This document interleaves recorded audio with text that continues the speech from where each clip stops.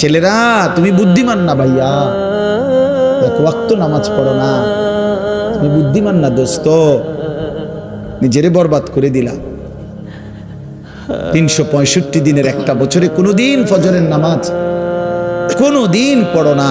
আহা, কেমনে এত বড় নাফরমান মুসলমান হল।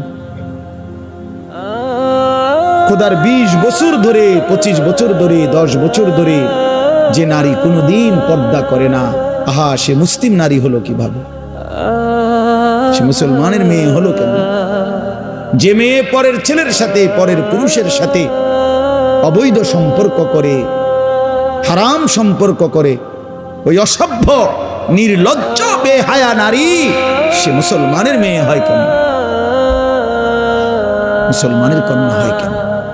এজন্য বেপর্দা নারী মনে রাখবেন, বেহায়া নারী, কোন বেপর্দা নারী নারী না।